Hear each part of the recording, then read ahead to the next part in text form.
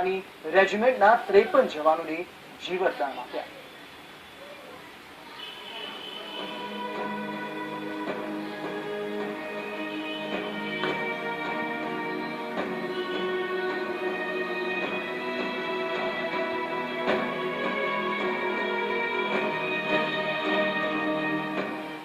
વેરાવળનું ગીર સોમનાથ, કોડીનાર તાલુકાનું પાણાદર ગામ. ગામ તરફથી વહેતી હવા વીરતાનો અહેસાસ કરાવે છે. ગામમાં પ્રવેશતા જ દેશભક્તિની ધૂળ ઉડીને માથે ન વળગે તો દુર્ભાગ્ય ગણાય. શહાદતના ગુણો ધરાવે છે પાણાદર ગામની આ માટી. ગામના મુખ્ય ચોકમાં ઉભા આ વીર જવાનને જુઓ. ચોકમાં બંધાયેલા આ અમર જવાન જ્યોતિના સ્મારકને જુઓ અને ગામમાં આવેલી શાળાનું નામ જુઓ. ટૂંકમાં કહીએ તો પાણાદર ગામના એક જવાને દેશની રક્ષા કાજે શહાદત વહોરી છે. 4 ડિસેમ્બર 1993, તંગધાર, જમ્મુ. 12 महाड़ा रेजिमेंट, प्रतापसिंह झड़कान. आतंकियों रॉकेट हुमला में शहीद. रॉकेट ने सामे छातीए झील्या. 53 जवानों बचाव्या जीव. पुत्रना लक्षण पारणामांथी कहेवतने यथार्थ करनार प्रतापसिंह झड़कांतનું બાળપણ સાહસ અને શૌર્યથી ભરપૂર હતું. પણાદર ગામમાં 5 ભાઈ બહેનોના પરિવારમાં જન્મેલા પ્રતાપસિંહને બાળપણથી જ દેશની સેવા કરવાની લાલસા હતી. જો કે પિતા હાજાભાઈ સહિત પરિવારજનો આ કુળદીપકને સેનામાં મોકલવા તૈયાર નહોતા. પરંતુ દેશ સેવાની ટેક લઈ બેઠેલા પ્રતાપસિંહની જીદ સામે તેમના મોટા ભાઈ નાથાભાઈ ઝણકાંતે નમતું ઝોંક્યું અને યુવાનીમાં પગલા માંડી બેઠેલા પ્રતાપસિંહ ઇન્ડિયન આર્મીમાં જોડાયા. બલિદાન દીધું દીકરાને. માતા તો આત્માને તો ઓલું સમજાવે પણ માતાને કઈ વાંધો નથી. કઈ કહીએ બીજો કોઈ એવો તૈયાર હતો હું બીજાને મોકલી દઉં. લાડકો એ ભાઈ હતો. અમને ભાઈઓનો પ્રેમ બહુ જબરજસ્ત હોય છે. અમને એક ભાઈ 2 દિવસ અમે ના મળાવી તો અમને એમ થાય કે કેમ ભાઈ નથી.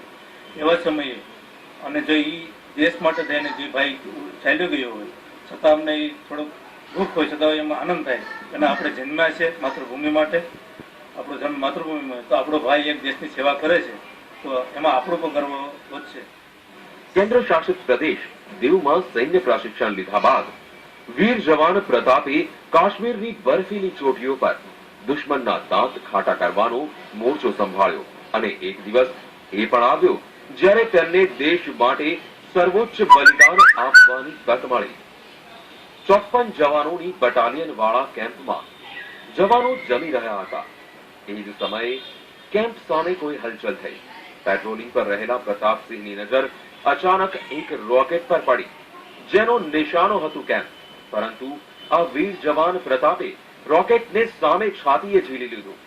હુમલામાં બચી ગયેલા કેમ્પના 53 જવાનોએ તુરત જ એલર્ટ થઈ ગયા. બધા જવાનોને ઈર્ષા થઈ આવી પ્રતાપસિંહ ઝણકાંતની, જેમણે શહીદી વહોરવાની તક ઝડપી હતી. 1 વાગ્યાના સમયે એનો બેરેક જે 54 જણાનો હતો તે જમવા બેઠા એટલે આમનો નિયમ એવો હતો કે બધા જમી લે પછી પાછળથી એકલો જમતો. એવા સમયે બેરેકની બહાર ઉભો હતો અને એને જોયું પાકિસ્તાની જે રોકેટ બોમ્બ મારો જે આવતો હતો જેને લાલ કલરનું હતું એને જોયું કે આ તો રેકેટ છે અને બ્લાસ્ટ કરી દેશે અમે. એટલે મારા ભાઈઓ બધા બચી જાય એને છલાંગ મારી અને સીધે બ્લાસ્ટ રેકેટની સાથે ભટકાઈ ગયો. પરિવારજનોને પ્રતાપસિંહની શહાદતના સમાચાર મળ્યા અને ગામ હિબકે ચઢ્યો. ગામનો કુળદીપક સરહદ પર ઝળક્યો છે. જાણતાની સાથે જ માથું ગર્વથી ઉઠી ગયું અને છાતી 56ની થઈ ગઈ. વહાલ સોયા પુત્રની શહાદત પર વારી જનાર માતા વનુબેન આજે વિચાર કરે છે કે જો તેમને બીજો પુત્ર હોત તો તેને પણ મા ભૂમિની રક્ષા કાજે સરહદ પર મોકલવાની તક મળત. તો ગૌરવ જ છે બેટા, મને ગૌરવ છે. મુક્ત આત્માને હોય પણ ગૌરવ છે મને. બેટા શહીદ થઈ ગયો હતો ને ભાઈ. પ્રતાપસિંહ ઝણકાંતની શહાદત આજે નવયુવાનો માટે પ્રેરણાનું સ્ત્રોત બની છે. ગામમાં આજે શહાદતની ચર્ચા, તેના કરતા પણ વધારે સેનાની જાહેર ભરતીઓ વિશે ચર્ચા યોજાય છે. રાષ્ટ્રીય પર્વનો અવસર હોય કે શહીદની પુણ્યતિથિ, ગામ લોકો શહીદ પ્રતાપસિંહ ઝણકાંતની પ્રતિમાને શ્રદ્ધાંજલિ અર્પી ગર્વની અનુભૂતિ કરે છે. પણાગર ગામ સહિત ગુજરાત અને દેશને આજે શહીદ પ્રતાપસિંહ ઝણકાંત પર ગર્વ છે. ત્યારે સંદેશ ન્યૂઝ સરહદના આ વીર ગુજરાતી રક્ષકને સલામ કરે છે. રાકેશ આહિર, સંદેશ ન્યૂઝ, વેરાવળ.